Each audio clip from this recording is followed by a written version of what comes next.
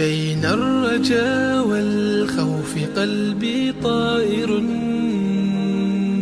ومن اليقين النور بيض جوانحي فوق السحاب يطير. Assalamualaikum warahmatullahi wabarakatuh. Alhamdulillah kita jumpa lagi ibu-ibu dalam Sehat Buah Hatiku pada segmen kedua hari ini.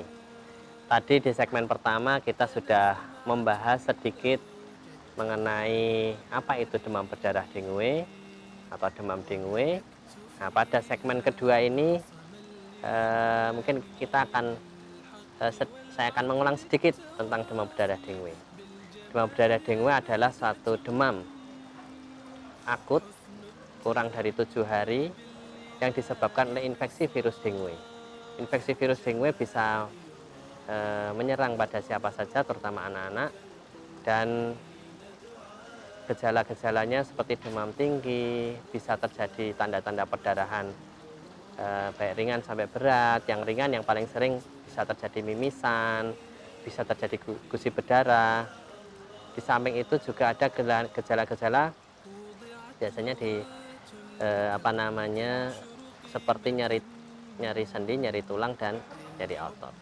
Nah, kemudian pada segmen kedua ini kita akan membahas lebih pada bagaimana kita mengetahui kondisi seorang anak jika terjadi demam berdarah dengue ini, apakah masih baik-baik saja atau membutuhkan pengawasan, bahkan yang membutuhkan perawatan intensif di rumah sakit gitu ya. Mungkin ibu-ibu sudah pernah mengalami anaknya atau mungkin saudaranya terjadi demam, atau bahkan ada yang pernah mengalami demam berdarah. Tentu pengalaman yang tidak terlupakan, karena ini sangat membuat kita ada takut, was-was ya. Namun kita perlu tahu apa sebenarnya sih kondisi-kondisi yang perlu kita awasi sebagai orang tua. Ada beberapa hal yang menjadi warning sign, tanda-tanda bahaya yang harus kita ketahui sebagai orang tua. Ketika tanda-tanda ini muncul pada pasien dengan demam berdarah, itu kita harus lapor atau harus menyampaikan ke dokter atau perawat, atau kalau belum periksa harus segera periksa. Di antaranya adalah kalau terjadi perdarahan hebat. Nah, tentu kalau terjadi perdarahan hebat, seperti apa perdarahan hebat itu? Bisa terjadi muntah darah atau berak darah. Biasanya kalau sudah seperti ini, tanpa harus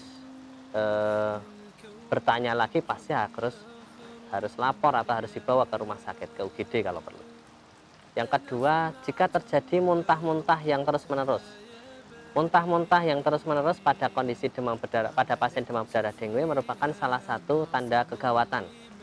Karena kita harus melihat jangan-jangan pasien ini mengalami kekurangan cairan, apalagi ditambah muntah-muntahnya tadi.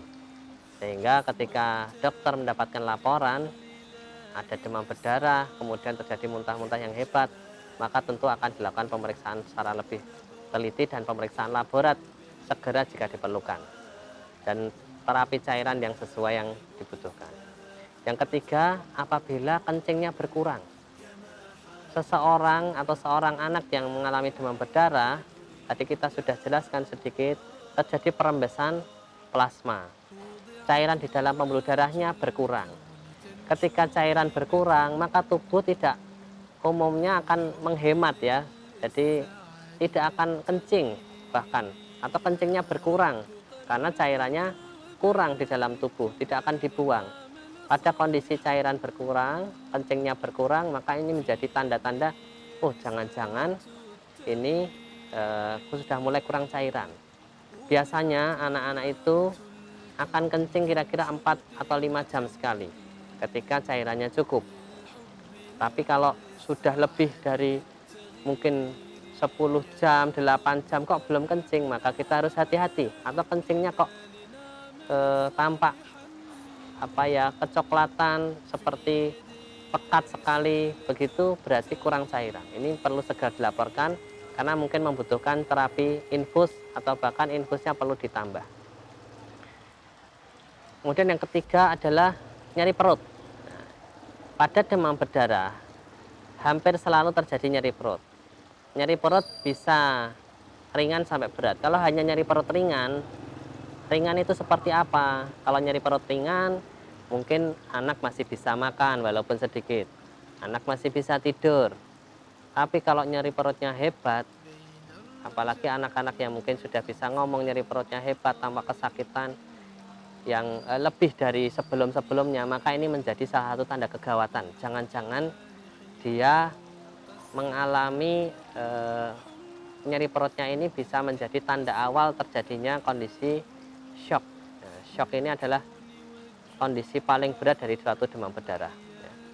Ketika kita bisa mendeteksi lebih awal nyeri perutnya, kemudian kita mungkin lapor kepada dokter atau perawat atau petugas medis yang ada, sehingga bisa mendapatkan terapi cairan yang sesuai yang dibutuhkan, maka insya Allah shock ini bisa dicegah. Karena shock ini sangat fatal akibatnya kalau tidak segera mendapatkan penanganan yang baik. Kemudian tanda-tanda yang bisa diketahui oleh orang tua yang memiliki anak yang mengalami demam berdarah dengue, tadi sudah kita sebutkan, saya ulang sedikit, ada perdarahan, adanya muntah-muntah, kencing yang berkurang, dan nyeri perut. Hal-hal yang jika dijumpai hal-hal seperti ini, maka harus segera lapor kepada dokter atau petugas kesehatan yang ada di situ yang paling dekat. Bagi kami yang sebagai dokter anak, maka kita akan melakukan pemeriksaan laborat secara segera. Kita akan melihat hemoglobin, hematokrit, kekentalan darahnya. Dari sana, kalau hemoglobin dan hematokritnya terlalu tinggi, jangan-jangan memang darahnya kental, artinya kurang cairan. Maka kita akan memberikan cairan dengan dosis yang lebih dibanding sebelumnya. Kemudian kita juga akan memeriksa nadi. Nah, nadi mungkin bagi sebagian orang bisa melakukan pemeriksaan nadi sendiri. Kita bisa meraba tangan seperti ini, atau dengan 3 jari kita periksa nadi di tangan seperti ini. Ketika kita mudah mendapatkan nadi, ada denyut yang mudah kita raba, maka berarti itu nadinya masih kuat. Nanti oleh dokter tentu atau tenaga kesehatan kita sudah bisa menentukan bahwa ini nadinya masih bagus, masih kuat, atau sebaliknya. Kalau sebaliknya yang terjadi, maka tentu ini butuh penanganan yang serius, yang pemberian cairan yang dalam jumlah yang cukup besar dan pengawasan kalau perlu dengan monitoring. Ini terkait tanda-tanda yang perlu diawasi. Kemudian saya menjawab pertanyaan yang kedua tentang jumlah trombosit yang aman. Ya, tadi kita sudah sampaikan jumlah trombosit yang aman sebenarnya variatif. Kalau pada pemeriksaan laborat masih dijumpai trombosit di atas 100.000, secara umum ini masih aman, walaupun bukan berarti tidak membutuhkan pengawasan. Tapi kalau sudah di bawah 100.000, maka ini membutuhkan pengawasan medis. Ya, membutuhkan pengawasan medis. Tentu nanti kita seorang anak yang mengalami demam berdarah dengue akan mendapatkan pemeriksaan darah rutin secara berulang, ya. Secara berulang nanti dilihat trombositnya makin turun atau makin naik. Pada demam berdarah dengue itu biasanya durasi sakit adalah sekitar 1 minggu, 7 hari. Tadi di segmen pertama kita jelaskan pengawasan atau hari kritisnya adalah kira-kira hari ke-5. Mungkin bisa sebelumnya hari ke-4 sudah mulai pengawasan, hari ke-5, dan biasanya hari ke-6 mulai ada perbaikan, hari ke-7 juga sudah mulai perbaikan. Nah, pada kondisi perbaikan, nanti secara klinis keluhannya sudah jauh berkurang. Anak tampak lebih ceria, anak nyeri perut yang sebelumnya ada, bisa jadi sudah hilang atau tinggal sedikit, makannya sudah mulai mau. Nah, pada kondisi seperti ini biasanya sudah kelihatan, oh ini mungkin sudah fase perbaikan. Tapi tidak cukup dari klinis saja, kita harus membuktikan dari laborat juga. Sehingga walaupun klinis anak sudah tampak lebih baik dari sebelumnya, pemeriksaan laborat tetap diperlukan karena bisa jadi laborat trombositnya masih rendah sekali. Nah, ini nanti dokter akan memberitahu. Biasanya trombosit ketika sudah mulai naik beberapa 2 kali secara konsisten naik dan batasnya aman minimal di atas 50.000, syukur-syukur bisa di atas 70.000, maka insya Allah kondisi-kondisi seperti ini akan dipertimbangkan oleh dokter apakah bisa rawat jalan atau masih membutuhkan pengawasan. Tentu beberapa hal akan dilihat, seorang anak apakah dia sudah mau makan, apakah masih ada keluhan nyeri perut yang perlu diawasi, apakah laboratnya sudah baik, apakah sudah bisa mobilisasi juga. Nah, mobilisasi ini biasanya pada anak dengan demam berdarah kondisinya akan sangat lemah. Jalan pun mungkin sempoyongan, dia ke kamar mandi mungkin butuh dibantu. Tapi kondisi yang sudah membaik mungkin sudah bisa berdiri, jalan meskipun perlahan secara mandiri, mobilisasinya sudah baik walaupun untuk kebutuhan activity daily living di rumah, ke kamar mandi, ke tempat tidur, makan dan segala macam bisa melakukan mandiri, maka ini sudah bisa dilakukan rawat jalan.